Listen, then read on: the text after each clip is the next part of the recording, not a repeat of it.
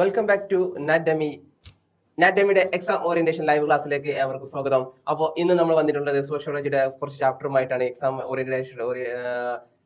എക്സാമുമായിട്ട് ബന്ധപ്പെട്ടിട്ടുള്ള നമ്മുടെ കുറച്ച് ചാപ്റ്ററുകളുമായിട്ടാണ് നമ്മൾ ഇന്ന് വന്നിട്ടുള്ളത്. അപ്പൊ എല്ലാവരും റെഡി ആണല്ലോ? കമന്റ് ബോക്സിൽ എല്ലാവരും റെഡി ആണെങ്കിൽ എന്ത് ചെയ്യുക, അത് അറിയിക്കുക. ഓക്കെ, എല്ലാവരും എന്ത് ചെയ്യുക, എക്സാം ഒക്കെ ആയി തുടങ്ങി, എക്സാമിന് വേണ്ടിയിട്ട് എന്ത് ചെയ്യുക, പ്രിപ്പറേഷൻ തുടങ്ങണം. ഓക്കെ, നമുക്ക് എന്ത് ചെയ്യണം, ഫസ്റ്റ് തന്നെ നമ്മൾ നല്ലൊരു വിഷയം കൈവരിക്കാൻ തരണം, എല്ലാവരും ശ്രമിക്കണം. ഓക്കെ, അപ്പോൾ വീണ്ടും നമ്മൾ എന്ത് ചെയ്യുന്നു, ക്ലാസ്സിലേക്ക് പോവുകയാണ്. അപ്പൊ എല്ലാവരും എന്ത് ചെയ്യുക, ക്ലാസ്സിൽ എത്തിക്കാം. ഓക്കെ, അപ്പോൾ നമ്മൾ ഇന്ന് ചർച്ച ചെയ്യാൻ പോകുന്ന ചാപ്റ്റർ 29 ആണ്, 29 major social problems of India എന്നുള്ളതാണ് നമ്മൾ ഇന്ന് ചർച്ച ചെയ്യാൻ പോകുന്ന ചാപ്റ്റർ എന്നുള്ളത്. ഓക്കെ, അപ്പോൾ നമ്മൾ ഫസ്റ്റ് ചർച്ച ചെയ്യുന്നത് 1 വേർഡ് ക്വസ്റ്റ്യൻസുകളാണ്. ഓക്കെ, എന്ത് ചെയ്യുക, കൃത്യമായിട്ട് എന്ത് ചെയ്യുക, ശ്രദ്ധിക്കാം. ഓക്കെ, അപ്പോൾ 2001 പ്രാഥമിക സെൻസസ് റിപ്പോർട്ട് പ്രകാരം നമ്മുടെ രാജ്യത്തെ സാക്ഷരതാ നിരക്ക് എത്ര എന്നുള്ളതായിരുന്നു. അപ്പോൾ നോക്കുക, 65% ഫസ്റ്റ് നമ്മൾ എന്തത് കാണിക്കുന്നത്. നെക്സ്റ്റ് നോക്കൂ, 2001 സെൻസസ് റിപ്പോർട്ട് പ്രകാരം നമ്മുടെ രാജ്യത്തെ സ്ത്രീ സാക്ഷരതാ നിരക്ക് എന്ന് വെച്ചാൽ സ്ത്രീകളുടെ വിദ്യാഭ്യാസപരമായിട്ടുള്ള സാക്ഷരത എന്ന് പറയുമ്പോൾ വിദ്യാഭ്യാസപരമായിട്ടുള്ള നിരക്ക് എത്രയായിരുന്നു? 54% നമ്മുടെ സാക്ഷര ടോട്ടൽ എന്താണ് 65% വരുന്നത് എന്നുള്ളതാണ്. ഓക്കെ, നോക്കൂ, നമ്മുടെ രാജ്യത്തെ ഏറ്റവും എന്താണ് കൂടുതൽ സാക്ഷരതയുള്ള സംസ്ഥാനം ഏതാണ് എന്നുള്ളതാണ്. അപ്പൊ നമുക്കറിയാം, നമ്മുടെ സംസ്ഥാനമായിട്ടുള്ള കേരളം തന്നെയാണ് സാക്ഷരത എന്നുള്ളത് മുൻപന്തിയിൽ ഉള്ളത് എന്നുള്ളതാണ്. ഓക്കെ, ഇനി നമ്മുടെ രാജ്യത്തെ ഏറ്റവും കുറഞ്ഞ സാക്ഷരതയുള്ള പ്രദേശം എന്ന് പറഞ്ഞത് രാജസ്ഥാനാണ്. നമ്മുടെ ഒരു എന്താ പറയാ, ഒരു മരുഭൂമി അല്ലെ, ഇന്ത്യയുടെ മരുഭൂമികൾ കാണപ്പെടുന്ന രാജസ്ഥാൻ പ്രദേശങ്ങളിലാണ് നമ്മൾ എന്തത് സാക്ഷരതാ നിരക്ക് കുറഞ്ഞു വരുന്നത്. നമ്മുടെ രാജ്യത്ത് ഏകദേശം 6 to 14 വയസ്സിനുള്ള സാക്ഷരരായ കുട്ടികളുടെ എണ്ണം എന്ന് വെച്ചാൽ ഏകദേശം 4 കോടിയോളം വരുന്നതാണ്. നമ്മുടെ രാജ്യത്ത് വരുന്ന സാക്ഷരതയുള്ള വിദ്യാർത്ഥികൾ എന്ന് പറയുന്നത് എത്രയാണ്? 4 കോടി കുട്ടികൾ ചെയ്തിട്ട് സാക്ഷരതയുള്ളവർ എന്നുള്ളതാണ്. ഓക്കെ, നെക്സ്റ്റ് നോക്കൂ, ജനസംഖ്യാ വിസ്ഫോടനം. 1 വേർഡ് ക്വസ്റ്റ്യൻ, ട്രൂ ആൻഡ് ഫാൾസിന്റെ ക്വസ്റ്റ്യൻസ് കുറിച്ചാണ്. ഓക്കെ, ജനസംഖ്യാ വിസ്ഫോടനം ഭയാനകമായ നിരക്കിൽ ജനസംഖ്യയിലെ വർധനവാണ് എന്നുള്ളതാണ്. ഇത് ട്രൂ ആണോ ഫാൾസ് ആണെന്നതാണ് എന്താണ് ആൻസർ, എന്താണ് ട്രൂ എന്നുള്ളതാണ്. ഓക്കെ, ഇനി ജനസംഖ്യാ വിസ്ഫോടനത്തിന്റെ ജനനനിരക്കിലും മരണനിരക്കിലും അതിവേഗം കുറയുന്നു എന്നുള്ളതാണ് എന്താണ് ഫാൾസ് ആയ ഒരു കാര്യം കേട്ടോ. ജനസംഖ്യാ വിസ്ഫോടനം ക്ഷണികമാണ് എന്ന് വെച്ചാൽ എന്തിനാ പ്രതിഭാസം അല്ലെ, എന്താണ് ശരിയാണ് ട്രൂ എന്നുള്ളതാണ്. നമ്മുടെ രാജ്യത്ത് ജനസംഖ്യാ വളർച്ച നിരക്ക് 2.0% എന്നുള്ളതാണ്. അതെന്താണ് കൃത്യമാണ്, ട്രൂ ആയിട്ടുള്ള കാര്യമാണ്. ലോകത്തിലെ ഏറ്റവും ജനസംഖ്യയുള്ള 2ാമത്തെ രാജ്യമാണ് ഇന്ത്യ എന്നുള്ളതാണ്. കൃത്യമായിട്ട് എന്താണ് അത് ട്രൂ ആയിട്ടുള്ള കാര്യമാണ്. ലോകത്തിലെ ഏറ്റവും ജനസംഖ്യയുള്ള 2ാമത്തെ രാജ്യം അത് ഇന്ത്യയാണ് എന്നുള്ളതാണ്. ഓക്കെ, അപ്പോൾ ഒന്നാമത് പറയുന്നത് ചൈനയാണ്. ഓക്കെ, ഇനി നമുക്ക് വരുന്നത് ഫില്ലിംഗ് ദ ബ്ലാങ്ക്സ് ആണ്. വിട്ട ഭാഗം പൂരിപ്പിക്കുന്ന കുറച്ച് ക്വസ്റ്റ്യൻസുകളാണ് നമ്മൾ വരുന്നത്. അഴിമതി ഡാഷ് എന്താണ് അല്ലെ, കറപ്ഷൻ ഈസ് ഡാഷ് എന്നുള്ളതാണ്. അഴിമതി നിയമ വിരുദ്ധമാണ് അല്ലെ, അതെന്താണ്. അതുപോലെ തന്നെ നമ്മുടെ രാജ്യത്തിന്റെ ഡാഷ് കോണുകളിൽ ഇപ്പൊ എന്താണ് അഴിമതി വ്യാപകമാണ്. ഓരോന്നിനും എന്താണ് കൃത്യമായിട്ട് നമുക്കറിയാം, കുറച്ചെല്ലാം എല്ലാ മേഖലയിലും എന്താണ് ഓരോ മേഖലയിലും നമുക്ക് എന്താണ് അതിന്റെ ഒരു വ്യാപകമായിട്ട് നമുക്ക് എന്ത് ചെയ്യാൻ പറ്റും, കാണാൻ പറ്റുന്നത്. അതുപോലെ നമ്മുടെ രാജ്യത്ത് അഴിമതി ഡാഷ് ഉദ്ദേശ സ്ഥലങ്ങളിൽ വ്യാപകപാട് അല്ല എന്നുള്ളതാണ്. യെസ് ആൻഡ് നോ എന്നുള്ളതാണ്. യെസ് എന്നുള്ളതാണ്. എല്ലാ മേഖലയും രാജ്യത്തിന് അഴിമതി നമുക്ക് തന്നെ കാണാൻ പറ്റുന്ന കാര്യമാണ്. നമ്മുടെ രാജ്യത്തെ വിദ്യാഭ്യാസ സ്ഥാപനങ്ങൾ ഡാഷ് അഴിമതിയിൽ നിന്ന് സ്വതന്ത്രമല്ല അല്ലെ, ഒരു എന്താണ് സ്വതന്ത്രമല്ല, അഴിമതികളിൽ നിന്നല്ല സ്വതന്ത്രമല്ലാത്ത രാജ്യമാണ് നമ്മുടെ വിദ്യാഭ്യാസ സ്ഥാപനങ്ങൾ എന്നുള്ളതാണ്. ഓക്കെ, പിന്നെ നമുക്ക് പറയുന്നത് ഫില്ലിംഗ് ദ ബ്ലാങ്ക്സിൽ അല്ലെ. ഓക്കെ, ഇനി നമുക്ക് ഓരോ രാജ്യത്തെയും എത്ര പേർ നിരക്ഷരാണ് എന്നുള്ളതാണ്. അപ്പോൾ ഒരു രാജ്യത്തെ എത്ര പേര്, അപ്പോൾ നമ്മുടെ രാജ്യത്തെ ഏകദേശം 35% ജനങ്ങൾ തന്നെ നിരക്ഷരരാണ് എന്നുള്ളതാണ്. ഇനി നമുക്ക് സാക്ഷരത ഒരു പ്രയോജനം എഴുതുക എന്നുള്ള ക്വസ്റ്റ്യൻസ് വരികയാണെങ്കിൽ നമുക്ക് സാക്ഷരത എന്ന വ്യക്തിയെ ശരിയും തെറ്റും വേർതിരിച്ചറിയാൻ പ്രാപ്തമാക്കുന്നു. ഇതാണ് എന്ത് പറയുന്നത്, സാക്ഷരത എന്ന് പറയുന്നത്. ഓക്കെ, അപ്പോൾ 1 വേർഡ് ക്വസ്റ്റ്യൻസിൽ എഴുതുമ്പോൾ ശ്രദ്ധിക്കേണ്ട കാര്യം, സാക്ഷരത എന്നുള്ളതിനെ എന്താണ് വേർതിരിച്ചറിയാൻ എന്താണ് സാക്ഷരത ഒരു വ്യക്തിയെ ശരിയും തെറ്റും വേർതിരിച്ചറിയാൻ അറിയുക എന്നുള്ളതാണ് സാക്ഷരത കൊണ്ടുള്ള ഡെഫിനിഷൻ എന്ന് പറയുന്നത്. ഇന്ത്യയിലെ പ്രധാന സാമൂഹിക പ്രശ്നങ്ങളുടെ പേരുകൾ എഴുതുക. നമ്മുടെ സമൂഹത്തിൽ നടന്നുകൊണ്ടിരിക്കുന്ന ധാരാളം പ്രശ്നങ്ങൾ നമുക്ക് സാമൂഹികമായിട്ട് ധാരാളം പ്രശ്നങ്ങൾ നമുക്കറിയാം. അതിൽ മെയിനായിട്ട് ഇമ്പോർട്ടൻ്റ് ആണ് നിരക്ഷരത അല്ലെ, എന്താണ് അറിവില്ലായ്മ, ജനസംഖ്യാ ചൂഷണം അല്ലെ, ജനസംഖ്യയുടെ വളർച്ചയിൽ നിന്നുള്ള ചൂഷണങ്ങൾ, അഴിമതി, ദാരിദ്ര്യം. ഇതെന്താണ് നമ്മുടെ എന്താണ് ഇന്ന് സാമൂഹിക പ്രശ്നം. ദാരിദ്ര്യം ചില മേഖലകളിൽ തന്നെ വളരെ ദരിദ്രരായിട്ടുള്ള ഒരു ചേരികളായിട്ട് കാണപ്പെടുന്നു എന്നുള്ളതാണ്. അഴിമതി, അതുപോലെ തന്നെ എല്ലാ മേഖലയും നമ്മൾ ഇന്ന് അഴിമതി കണ്ടുകൊണ്ടിരിക്കുന്നു. ജനസംഖ്യകൾ അത് ചൂഷണം ചെയ്തുകൊണ്ടിരിക്കുന്നുണ്ട്. നിരക്ഷരത, അറിവില്ലായ്മയും നമ്മൾ ചൂഷണം ചെയ്തുകൊണ്ടിരിക്കുന്നു എന്നുള്ളതാണ്. ഇനി ഒരു വാചകത്തിന്റെ എന്താണ് സാക്ഷരത എന്താണ് ഒരു വാചകത്തിൽ സാക്ഷരത അർത്ഥം എഴുതുകയും നിരക്ഷരയിൽ നിന്ന് വേർതിരിക്കുകയും ചെയ്യുക എന്നുള്ള ഒരു ക്വസ്റ്റ്യൻസ് വന്നാൽ അല്ലെ, ഒരു വാചകത്തിൽ സാക്ഷരത അർത്ഥം എഴുതുകയും നിരക്ഷരയിൽ നിന്ന് വേർതിരിക്കുക എന്ന് വെച്ചാൽ എഴുത്ത് വായിക്കാനും ഏത് ഭാഷയും മനസ്സിലാക്കാനുള്ള കഴിവിനെയാണിത് സാക്ഷരത എന്ന് പറയുന്നത്. ഓക്കെ, അപ്പോ നമ്മൾ മനസ്സിലാക്കേണ്ടത് നിരക്ഷരത അതിനുള്ള എന്തൊരു കഴിവില്ലായ്മ എന്നുള്ളതാണ്. അപ്പോൾ ഒരു വാചകത്തിലെ സാക്ഷരത അർത്ഥം എഴുതുകയും നിരക്ഷരതയിൽ നിന്ന് തന്നെ വേർതിരിക്കുകയും ചെയ്യുന്നു എന്നുള്ളതാണ് എന്ത് ഈ ഒരു പറഞ്ഞിട്ടുള്ളത്. അപ്പോൾ നമ്മൾ എന്താണ് എഴുത്ത് വായിക്കാനും ഏത് ഭാഷ മനസ്സിലാക്കാനും കഴിവാണ് എന്ത് സാക്ഷരത എന്ന് പറയുന്നത്. നിരക്ഷരത അതിനുള്ള കഴിവില്ലായ്മ, വായിക്കാനും അതുപോലെ തന്നെ എഴുതാനും എന്തിന് അതിനുള്ള കഴിവില്ലായ്മ എന്നതിനാണ് നിരക്ഷരത എന്ന് പറയുന്നത്. ഓക്കെ, നെക്സ്റ്റ് ക്വസ്റ്റ്യൻ നോക്കൂ. ഇന്ത്യയിലെ ദാരിദ്ര്യത്തിന് കാരണമായ എന്താണ് കാരണങ്ങളുടെ പേരുകൾ സൂചിപ്പിക്കാം. അപ്പൊ ഇന്ത്യയിലെ ദാരിദ്ര്യത്തിന് കാരണമാകുന്ന കാരണം എന്താണ്? ഇപ്പൊ സാമൂഹിക ചെലവുകൾ, അല്ലെ, തൊഴിലില്ലായ്മ, ഭൂമിയുടെ അസമമായ വിതരണം. അസമമായ വിതരണം നമുക്കറിയാം അല്ലെ, അനാവശ്യമായിട്ട് എന്താണ് കൈയടക്കി പിടിക്കുന്ന പ്രദേശം. നഗരപ്രദേശങ്ങളിലെ ചേരികൾ, മതപരവും പ്രകൃതിപരവുമായ ശാരീരികവുമായുള്ള കാരണങ്ങൾ, നിരക്ഷരത, ഇതെല്ലാം ഇന്ത്യയിലെ ദാരിദ്ര്യത്തിന്റെ കാരണമായിട്ട് നമുക്ക് എന്ത് ചെയ്യാൻ പറ്റും, കാണാൻ പറ്റും എന്നുള്ളതാണ്. ഇത് നമുക്ക് പറയാനുള്ളത് എന്താണ് സാക്ഷരത. സാക്ഷരതയുടെ ഏറ്റവും ഉയർന്ന സംസ്ഥാനം ഏത് എന്നുള്ളതാണ്. അപ്പൊ എഴുതാനും വായിക്കാനുള്ള കഴിവിന് സാക്ഷരത എന്ന് വിളിക്കുന്നു. കേരളത്തിന്റെ സാക്ഷരത നിരക്ക് ഏറ്റവും ഉയർന്നതാണ്. നമ്മുടെ സാക്ഷരതയിൽ നിന്നാണ് ഈ കേരളം ഒന്നാമതാണ് എന്നുള്ളതാണ്. നെക്സ്റ്റ് നോക്കൂ, ജനസംഖ്യാ വിസ്ഫോടനം കൊണ്ട് എന്താണ് അർത്ഥമാക്കുന്നത്? ഇപ്പൊ ജനസംഖ്യാ വിസ്ഫോടനം എന്ന് പറഞ്ഞാൽ ജനസംഖ്യയിലെ ദ്രുതഗതിയിലുള്ള വർധനവിനെ ജനസംഖ്യാ വിസ്ഫോടനം എന്ന് വിളിക്കുന്നു. ജനസംഖ്യാ വിസ്ഫോടനവുമായി ബന്ധപ്പെട്ട 5 സാമൂഹിക സാമ്പത്തിക പ്രശ്നങ്ങൾ പറയുക. വളരെ ഇമ്പോർട്ടന്റ് ആണ്. തൊഴിലില്ലായ്മ എന്താണ് ഒരു ജനസംഖ്യാ വിസ്ഫോടനവുമായി ബന്ധപ്പെട്ട 5 സാമൂഹിക പ്രശ്നങ്ങളാണ്. അതിലൊന്നാണ് തൊഴിലില്ലായ്മ. സാമൂഹിക എന്താണ് ജനസംഖ്യ വിസ്ഫോടനം സംഭവിക്കുമ്പോൾ ഉണ്ടാകുന്ന ഒരു പ്രശ്നമാണ് തൊഴിലില്ലായ്മ ഉണ്ടാകും. രണ്ടാമതിനാണ് പാർപ്പിടത്തിന്റെ അഭാവം. 3 ദാരിദ്ര്യം ഉണ്ടാവാം. അതുപോലെ 4 എന്താണ് കുറഞ്ഞ ഭൂരഹിതരും ഉണ്ടാവാം.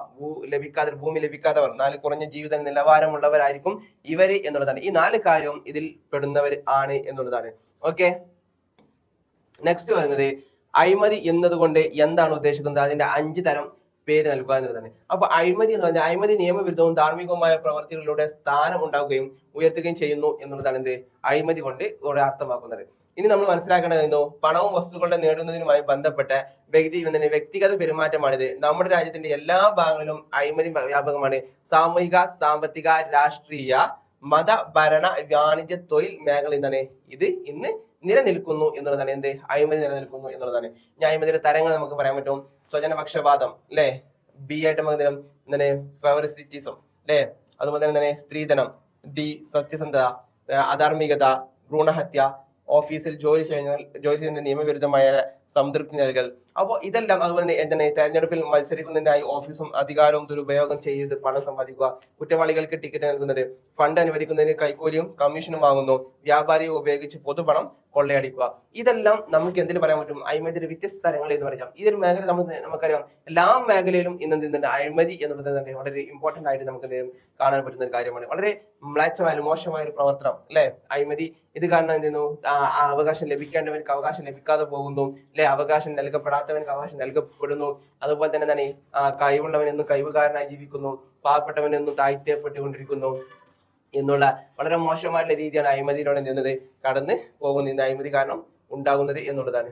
ഓക്കെ, ഇനി എന്താണ് ദാരിദ്ര്യം? എന്താണ് മനുഷ്യന്റെ ദാരിദ്ര്യത്തിൽ നിന്ന് ഇത് എങ്ങനെ വ്യത്യാസപ്പെട്ടിരിക്കുന്നു എന്നുള്ളതാണ് നെക്സ്റ്റ് നമുക്ക് പറയാനുള്ളത്.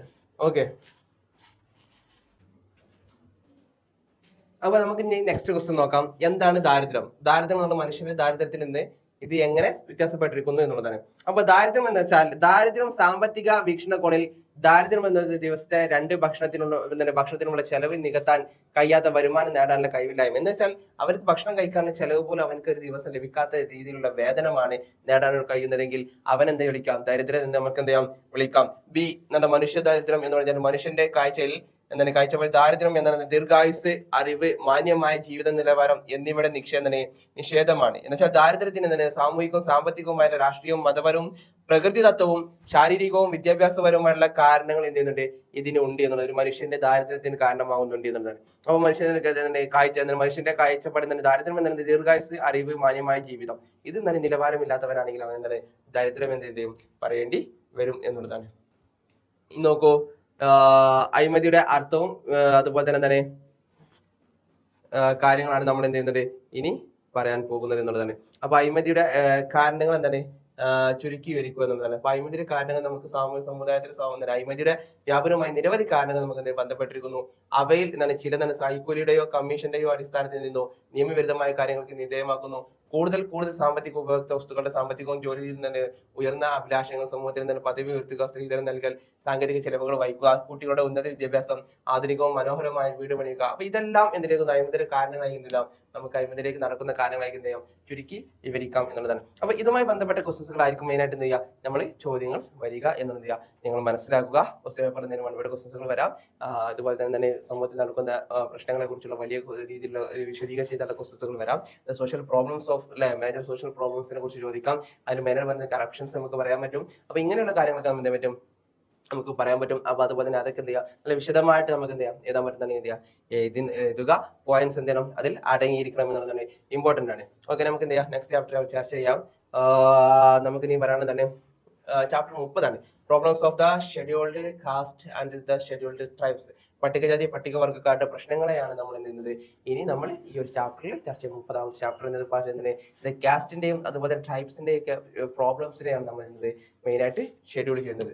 ഓക്കെ, നോക്കൂ, പട്ടികജാതിക്കാർ നിർവഹിക്കുന്ന ഡാഷ് തൊഴിലുകൾ അല്ലെ, വൃത്തിയുള്ളത് അശുദ്ധമായിട്ടുള്ള തൊഴിലായിട്ടാണ് പട്ടികജാതിക്കാർ വർക്കുകൾ ചെയ്യുന്നത് എന്നുള്ളതാണ്. അപ്പൊ ഇത് ആ സമൂഹത്തിൽ നമ്മൾ ഉണ്ടാക്കിയെടുത്ത ഒരു ഇമ്പാക്റ്റ് ആണ്. അത് ആ ഒരു വിശ്വാസ കാര്യങ്ങളെ നമ്മൾ പണ്ടേ അങ്ങനെ ആക്കിയെടുത്തു എന്നുള്ളതാണ്. ഇനി പട്ടികജാതിക്കാർക്ക് തന്നെ സ്പർശനം അയിത്തം കാരണം നിരവധി വൈകല്യങ്ങൾ അനുഭവിക്കേണ്ടി വന്നു എന്നുള്ളതാണ്. ഇല്ല, തീർച്ചയായിട്ടും ഈ ഒരു അയിത്തം കാരണം അല്ലെങ്കിൽ തൊട്ടുകൂടായ്മ കാരണം തീർച്ചയായിട്ടും നമുക്ക് ഇതിന്റെ ഈ ഒരു പട്ടികജാതി വർഗ്ഗക്കാർക്ക് എന്തുണ്ട്, ഈ ഒരു പ്രശ്നം അനുഭവിക്കേണ്ടി വന്നിട്ടുണ്ട്. ഇപ്പൊ പട്ടികജാതിക്കാർ ഭക്ഷണം പാകം ചെയ്ത ഭക്ഷണം ഉയർന്ന ജാതിക്കാർ എന്ത് ചെയ്തു, സ്വീകരിച്ചിട്ടില്ല എന്നത്, സ്വീകരിക്കാത്തവരായിരുന്നു എന്നുള്ളവരായിരുന്നു. അപ്പൊ നമുക്ക് എന്ത് ചെയ്യാം, അത് ഇവിടെ ഉത്തരം കൊടുക്കാം എന്നുള്ളതാണ്. ഇനി തന്നെ പട്ടികജാതിക്കാർ ഡാഷ് കിണറുകളിലെയും കുളങ്ങളിലെയും വെള്ളം ഉപയോഗിച്ചു എന്നതിന് സ്വകാര്യമായിട്ടായിരുന്നു അവരൊക്കെ താഴ്ന്ന ജാതിക്കാർ അവിടെ എന്താണ് മറ്റു കിണറുകളിലെയും മറ്റുള്ളൊക്കെ വെള്ളം എന്നത് അവര് ഉപയോഗിച്ചിരുന്നത് എന്നുള്ളതാണ്. ഇനി ട്രൂ ആൻഡ് ഫാൾസ് ആണ് ക്വസ്റ്റ്യൻസ് വരുന്നത്. പട്ടികവർഗ്ഗക്കാർ കൂടുതലും സമതല പ്രദേശങ്ങളാണ് കാണപ്പെടുന്നത് എന്നുള്ളതാണ് എന്താണ് ഫാൾസ് ആയ കാര്യമാണ്. ഏറ്റവും കൂടുതൽ വർഗ്ഗ ജനസംഖ്യയുള്ളത് മധ്യ ഇന്ത്യയിലെ മേഖലയാണ് എന്നതാണ് അത് ട്രൂ ആയിട്ടുള്ള കാര്യമാണ് കേട്ടോ. മറ്റൊന്നാണ് വേട്ടയാടലും ശേഖരിക്കലും ആദിവാസികളുടെ സാമ്പത്തിക പ്രവർത്തനമായിരുന്നു എന്നുള്ളത് എന്താണ് കറക്റ്റ് ആണ്, നമുക്കറിയാം അവിടെ ജീവിത രീതി അതായിരുന്നു, ട്രൂ ആണ് എന്നുള്ളതാണ്. ഇനി താഴ്ന്ന പ്രദേശത്തെ ഡോൺ എന്ന് വിളിക്കുന്നു അല്ലെ, എന്താണ് ശരിയായിട്ടുള്ള കാര്യമായിരുന്നു. അതുപോലെ ആദിവാസികൾക്ക് ഭൂമി അധ്വാനിതപ്പെടുത്തൽ, കുടിയിറക്കൽ തുടങ്ങിയ പ്രശ്നങ്ങൾ അഭിമുഖീകരിക്കേണ്ടി വന്നിരുന്നു എന്നുള്ളതാണ്. തീർച്ചയായിട്ടും അവർക്ക് എന്തുണ്ട്, ആ ഒരു പ്രശ്നം അഭിമുഖീകരിക്കേണ്ടി വന്നിട്ടുണ്ട് എന്നുള്ളതാണ്. അതിന്റെ ആൻസർ എന്താണ്, ട്രൂ എന്നുള്ളതാണ് കേട്ടോ. ഇനി നമുക്ക് പറയുന്നത് എന്താണ്,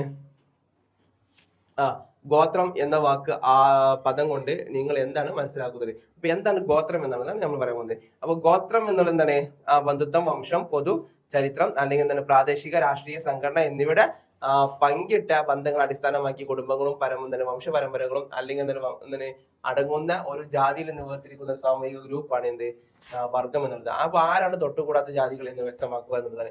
അപ്പൊ തൊട്ടുകൂടായ്മയിലുള്ള ജാതികൾ എന്ന് പറയുന്നത് ആരാണ്, തൊട്ടുകൂടാത്ത ജാതികൾ എന്ന സാമൂഹിക സ്കെയിലിൽ തന്നെ താഴെയുള്ളവരും സാമൂഹിക ബഹിഷ്കരണത്താൽ കഷ്ടപ്പെടുന്നവരും ജാതി വസ്തുക്കളിലെ ഒരു സാമൂഹിക ആചാരം കാരണം താഴ്ന്ന ജാതികളിലെ അംഗങ്ങൾ കേവലം സ്പർശനത്തിലൂടെ മലിനീകരണം ഉണ്ടാക്കുന്ന തരത്തിൽ ആചാരപരമായി അശുദ്ധരായി കണക്കാക്കപ്പെടുന്നു എന്നുള്ളതാണ്. അവരാണ് ജാതികളുടെ വ്യക്തമാക്കുക. അപ്പൊ ഇതിലാണ് ജാതീയത കടന്നു വന്നിട്ടുള്ളത് എന്നുള്ളതാണ്. നെക്സ്റ്റ് വർണ്ണ എന്ന് പറഞ്ഞാൽ എന്താണ്, വർണ്ണ എന്ന സമൂഹത്തിലെ ശ്രേണീകരണത്തിന്റെ ക്രമീകരിച്ചിരിക്കുന്ന വർണ്ണങ്ങളെ ജാതി ഗ്രൂപ്പുകളെ ആയി വിഭജിക്കുന്ന ജാതി വ്യവസ്ഥയുടെ രാജ്യവ്യാപകമായ പതിപ്പാണ്. ബ്രാഹ്മണർ, ക്ഷത്രിയർ, വൈശ്യർ, ശൂദർ എന്നുള്ളത് എന്താണ്, ഇതൊരു സിസ്റ്റമാറ്റിക് ആയിട്ടുള്ള അവരെന്താണ് മറ്റെന്താണ് ജാതീയത പറഞ്ഞാൽ വേറെ ഇപ്പോ ബ്രാഹ്മണത്തിൽ തന്നെ ഒന്നും ഉയർന്നവർ താഴ്ന്നവരായിട്ടുള്ള വിഭാഗങ്ങൾ ഇരിക്കാം. ഇപ്പോ അതിന് താഴെയുള്ള എന്താണ് ഈ നായർമാർ അല്ലെ, അവരെന്താണ് ഉയർന്നവരാണ്, പക്ഷെ ബ്രാഹ്മണർ അത്ര എത്തൂല. അപ്പൊ അങ്ങനെ ഒരു അവരിൽ തന്നെ കാറ്റഗറി ഉണ്ടായിരിക്കും എന്നുള്ളതാണ്. അതുപോലെ തന്നെ താഴെ തട്ടില്ല, പക്ഷെ ഈ ഒരു വിഭാഗത്തെ എന്തെങ്കിലും മുകളിലും പിന്നെ താഴെ തന്നെ ഇതൊരു വർണ്ണന എന്ന് പറയുമ്പോൾ 4 തട്ടാക്കി തിരിക്കും. മറ്റുള്ളത് തന്നെ ആ 4 തട്ടുകളിൽ നിന്ന് വ്യത്യസ്തപരമായ തട്ടുകളായിട്ടുള്ള ജാതികൾ വ്യത്യസ്തമായിട്ടുണ്ടാവും എന്നുള്ളതാണ്. നോക്കും, താഴ്ന്ന ജാതിക്കാരുടെ ഉന്നമനത്തിനായി മഹാത്മാഗാന്ധിയുടെ സംഭാവന എന്തായിരുന്നു, അവർ എന്തെയ്തു അതിന് ഹരിജൻ അതായത് ദൈവത്തിന്റെ ആളുകൾ എന്തെയ്തു അദ്ദേഹം എന്തെയ്തു ഇവരെ വിളിച്ചു എന്നുള്ളതാണ്. തൊട്ടുകൂടായ്മ നിർത്തലാക്കണമെന്ന് വാദിച്ചു. അദ്ദേഹം ജാതി ഒരു സാമൂഹിക തിന്മയായും ഇന്ത്യക്കാരെ വിഭജിക്കാനുള്ള ഒരു കൊളോണിയൽ ഗൂഢാലോചനയുമായിട്ട് എന്തെയ്തു ഈ ഒരു ജാതീയത പ്രഖ്യാപിച്ചു. ജാതി വേർതിരിവുകൾ ഇല്ലാതാക്കാൻ അദ്ദേഹം എന്തെയ്തു പ്രവർത്തിച്ചു എന്നുള്ളതാണ്. നെക്സ്റ്റ് തൊട്ടുകൂടായ്മ എന്ന പദത്തിന്റെ വാക്കിന്റെ അർത്ഥം ഏകദേശം 2-3 വരികൾ എന്ത് ചെയ്യുക ചർച്ച ചെയ്യുക എന്നുള്ള ക്വസ്റ്റ്യൻസ് ഉണ്ട്. അപ്പോ ഉത്തരം എന്താണ്, തൊട്ടുകൂടായ്മ ജാതി വ്യവസ്ഥക്കുള്ളിൽ എന്താണ് ഒരു സാമൂഹിക ആചാരം, അതിലെന്താണ് ഏറ്റവും താഴ്ന്ന ജാതിയിൽ എന്താണ് അംഗങ്ങൾ എന്നത് പരസ്പരം അശുദ്ധമായി കണക്കാക്കുകയും അവർ വെറും സ്പർശനത്തിലൂടെ മലിനീകരണം ഉണ്ടാക്കുകയും ചെയ്യുന്നു അവർ പറയുന്നു. തൊട്ടുകൂടുന്ന ജാതികൾ സാമൂഹിക സ്കെയിലിലെ ഘടന വർഗീകരണത്തിന്റെ ഏറ്റവും താഴെയാണ് മിക്ക സാമൂഹിക സ്ഥാപനങ്ങളിൽ നിന്നും ഒഴിവാക്കപ്പെടുന്നവർ എന്നുള്ളതാണ്. ഓക്കെ, ഇനി നമുക്ക് പറയാം ജാതി വ്യവസ്ഥയുടെ ഇന്നത്തെ സ്ഥാനം പറയുന്നില്ല. ഇന്നത്തെ അവസ്ഥ എന്താണ്? ഉത്തരം എന്താണ്? ജാതിയും തൊഴിലും എന്താണ്? തൊഴിലും തമ്മിലുള്ള ബന്ധം എന്താണ് അവരുമായിട്ടുള്ള ബന്ധം എന്നുള്ളതിന് എന്താണ് കുറഞ്ഞു വരികയാണ് എന്നുള്ളതാണ്. അപ്പോൾ അതിവേഗം ആചാരം മത നിരോധനങ്ങളൊന്നും തൊഴിലെ മാറ്റത്തിന് നാം കാണുന്നില്ല എന്നുള്ളതാണ്. അപ്പൊ എല്ലാ ജാതിയിലും ധനികരെയും ദരിദ്രരെയും കണ്ടെത്താൻ കഴിയുന്നതിനാൽ ജാതിയും സാമ്പത്തിക നിലയും തമ്മിലുള്ള പരസ്പര ബന്ധം ഇന്ന് നിലനിൽക്കുന്നു എന്നുള്ളതാണ്. ഈ തൊട്ടുകൂടായ്മയുടെ 3 പ്രധാന മാനദണ്ഡങ്ങൾ എന്തെല്ലാമൊക്കെയാണ്? ഒന്ന്, ഒഴിവാക്കൽ, അപമാനവും വിധേയത്വവും ചൂഷണം എന്നുള്ളതാണ്. ഈ 3 വരുന്നത്. ഇനി ആരാണ് തൊട്ടുകൂടാത്തവർ? ബ്രാഹ്മണർ, ക്ഷത്രിയർ, വൈശ്യർ, ശൂദ്രർ എന്നിവയാണ് ജാതി ശ്രേണിക്ക് പുറത്തുള്ളവരാണ് ഇവർ. മുൻകാലങ്ങളിൽ ഇവിടെ പൂർവികർ ചെയ്ത തെറ്റ് കാരണം അവരെ തൊട്ടുകൂടാത്തവരായി പ്രഖ്യാപിക്കപ്പെട്ടു. അല്ലാതെ അപമാനത്തിൽ അല്ലെങ്കിൽ തന്നെ ലേബൽ അവിടെ നിന്ന് നെറ്റിയിൽ പതിച്ചു. അവർ ഇപ്പോഴും ആന്ധ്രാപ്രദേശ്, കർണാടക തുടങ്ങിയ സംസ്ഥാനങ്ങളിൽ താമസിക്കുന്നവരായിട്ട് നമുക്ക് കാണാൻ പറ്റും എന്നുള്ളതാണ്. നോക്കൂ, തൊട്ടുകൂടാത്തവർ മറ്റു താഴ്ന്ന ജാതികളിൽ നിന്ന് എങ്ങനെ വ്യത്യാസപ്പെട്ടിരിക്കുന്നു? ഇത് അങ്ങേയറ്റത്തെ തരത്തിലുള്ള സാമൂഹിക പരിഷ്കരണങ്ങളാണ്. തൊട്ടുകൂടാത്തവർ സഹിച്ചു നിൽക്കുന്നു എന്നുള്ളത്. ഉദാഹരണത്തിന് കുടിവെള്ള സ്രോതസ്സുകൾ പങ്കിടുന്ന കൂട്ടായ മത ആരാധനകളിലും സാമൂഹിക ചടങ്ങുകളിലും ഉത്സവങ്ങളിലൊക്കെ ഇവരെ വിലക്കുന്നു എന്നുള്ളതാണ്.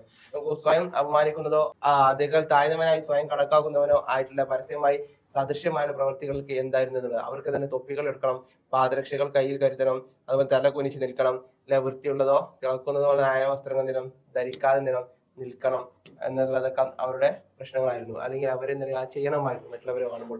ഒരു കാലത്ത് തൊട്ടുകൂടാത്തവർക്കായി ഉപയോഗിച്ചിരുന്ന പ്രത്യേക പാദോൽപത്തി ആർക്ക് വേണ്ടി ഉപയോഗിക്കുന്നു വെച്ചാൽ ദുരുപയോഗത്തിന്റെ രൂപത്തിൽ കുറ്റവാളികളെയും ദുഷ്ടന്മാരെയും അഭിസംബോധന ചെയ്യുമ്പോൾ ഇതിന് ഉപയോഗിക്കുന്നു. മഹാത്മാഗാന്ധി തൊട്ടുകൂടാത്തവർക്ക് എന്ത് പേരാണ് നൽകിയത് എന്നുള്ളത് ഉത്തരം ഹരിജൻ എന്നുള്ളതാണ്. നമ്മുടെ ദൈവത്തിന്റെ മക്കൾ എന്നുള്ളത്. തൊട്ടുകൂടാത്ത വിഭാഗങ്ങൾ എന്ന് വിളിക്കപ്പെടുന്നവരെ പരാമർശിക്കുമ്പോൾ ഏത് പദമാണ് ഉപയോഗിക്കുന്നത്?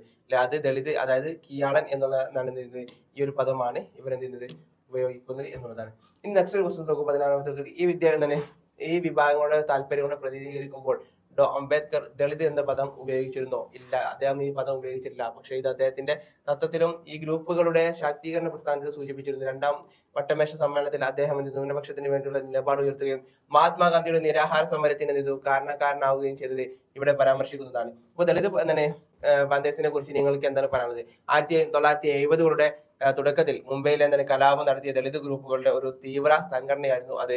അവകാശങ്ങൾക്കും അന്തസ്സിനുമുള്ള പോരാട്ടത്തിന്റെ ഭാഗമായി തങ്ങളുടെ വ്യക്തിത്വം ഉറപ്പാക്കുന്നതിനായിരുന്നു ഈ പദം ഉപയോഗിച്ചത്. ഈ ജാതികളുടെയും ഗോത്രങ്ങളുടെയും പ്രത്യേക പരിഗണന അറിയിക്കുന്നവരായി പട്ടികപ്പെടുത്തുന്നതിനുള്ള പട്ടിക ആദ്യമായി അംഗീകരിച്ചത് ആരാണെന്നുള്ളത്.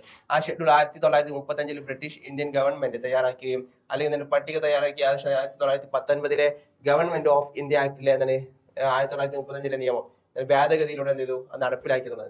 പ്രത്യേക പരിഗണന അറിയിക്കുന്ന മറ്റൊരു ഗ്രൂപ്പുകളുടെ ഷെഡ്യൂളുകളിലേക്ക് പോകുന്നതിന് OBC-കളെ എപ്പോഴാണ് ചേർത്തത്? 1990-കളുടെ തുടക്കത്തിലാണ്. മണ്ഡല കമ്മീഷന്റെ ശുപാർശയുടെ അടിസ്ഥാനത്തിലാണ് ഈ ഒരു കൂട്ടിച്ചേർക്കൽ നടന്നത് എന്നുള്ളതാണ്. ഇനി ചോദ്യം 18, എന്താണ് സംവരണങ്ങൾ? ഭൂതകാലവും നിലവിലുമായ ജാതി വിഭജനത്തിന് നഷ്ടപരിഹാരം നൽകാനുള്ള സംസ്ഥാനത്തിന്റെ മുൻകൈയാണ് ഇവ സൂചിപ്പിക്കുന്നത്. സംസ്ഥാന കേന്ദ്ര നിയമ അതുപോലെ സർക്കാർ ജോലികൾ, വിദ്യാഭ്യാസം എന്നിവരെ വ്യവസ്ഥിക്കുന്ന സംവരണത്തിൽ നിന്ന് ഉൾപ്പെടുന്നു. ഈ 19ാമത്തെ സെൻസസ് SC ST സംവരണ സീറ്റുകൾ നിശ്ചയിക്കുന്നുള്ള പാരാമീറ്റർ എന്താണെന്നുള്ളത് വെച്ചാൽ അത് ഇന്ത്യയിലെ മൊത്തം ജനസംഖ്യയിൽ SC ST വിഭാഗങ്ങളുടെ ശതമാനത്തിന് തുല്യമായ ഉദാഹരണം 20-ലെ സെൻസസ് പ്രകാരമാണ് നൽകുന്നത് എന്നുള്ളതാണ്. ഇനി ഗോത്രം ഈ ജാതിയിൽ നിന്ന് എങ്ങനെ വ്യത്യാസപ്പെട്ടിരിക്കുന്നു? ഗോത്രം ജാതിയിൽ ജാതിയുടെ ഗോത്രത്തിന് വെറും ഘടന തമ്മിലുള്ള വൈരുദ്ധ്യം. ഒരു ഗോത്രം അധികമായ ഒരു പ്രാദേശിക ഗ്രൂപ്പാണ്. ഒരു ജാതി ഒരു സാമൂഹിക സാംസ്കാരിക ഗ്രൂപ്പാണ്. അതുപോലെ തന്നെ ഓരോ ഗോത്രത്തിനും മറ്റൊന്നിനേക്കാൾ അതിന്റെ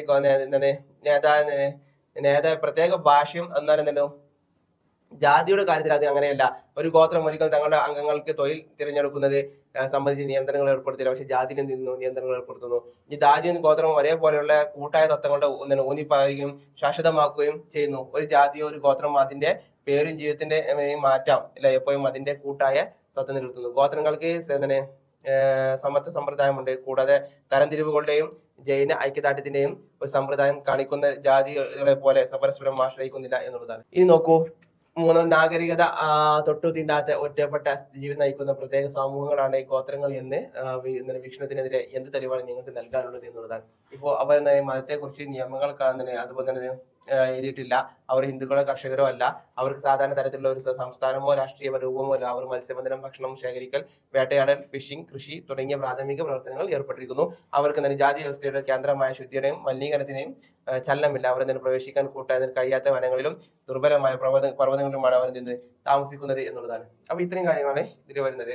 അപ്പോ ഇതാണ് നമ്മൾ ഈ ചാപ്റ്ററിൽ വരുന്ന മെയിൻ ആയിട്ടുള്ള ക്വസ്റ്റ്യന്റെ ഭാഗങ്ങൾ എന്നുള്ളത്. ഓക്കെ. അപ്പോൾ ഇത്രയും ഭാഗം നിങ്ങൾക്ക് റെഡി ആയിട്ടുണ്ടാകും എന്ന് എന്ത് ചെയ്യുന്നു ഞാൻ മനസ്സിലാക്കുന്നു. ഓക്കെ.